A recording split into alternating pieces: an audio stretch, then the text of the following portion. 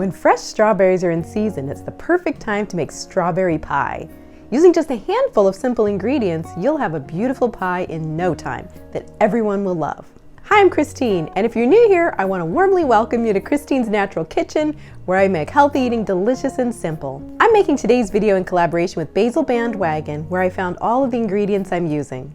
So before we bake our pie shell, we want to fill it with some either pie weights, or I'm going to use some beans. These are just dried beans.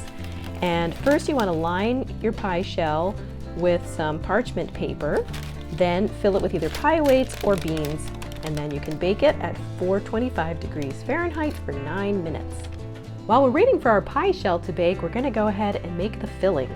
I've got 1 cup of water, 3/4 cup of Lakanto sugar-free powdered monk fruit sweetener, and in here I have 2 tablespoons of arrowroot starch, which is a nice thickener. So we're just going to combine the monk fruit sweetener, the water, and the arrowroot.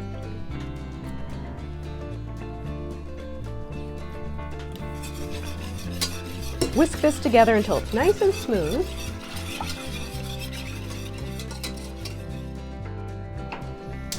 We're going to place this on the stove and bring it up to boil over high heat.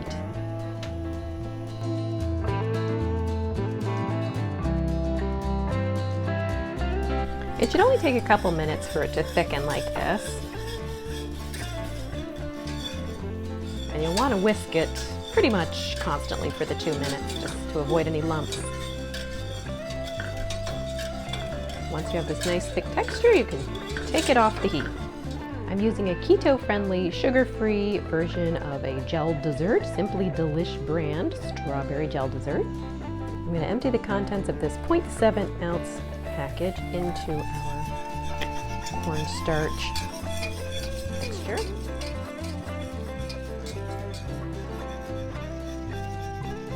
Oh, this smells so nice.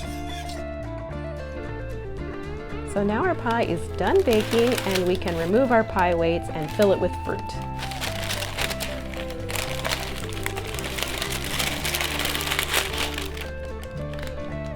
So now add your berries to the gelled mixture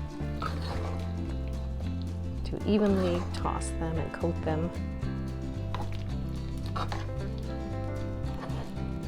So I spared you a messy scene of me filling the pie shell, but what you'll want to do is just pour the filling into your pie shell, and then you can move the strawberries around, get a nice arrangement, or you could even use some fresh strawberries on top if you prefer. But there we go with our finished pie, and we're going to chill it in the fridge for about 20 minutes before serving it with a little bit of this delicious non-dairy whipped topping called True Whip.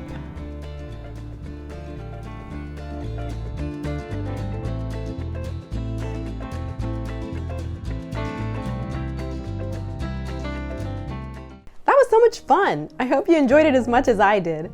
And I also hope you're inspired to try making your own fresh strawberry pie. Thanks for watching, and if you found this video helpful, I'd appreciate it if you'd give it a thumbs up. That helps me to know what kind of recipe videos are your favorites so that I can keep making more.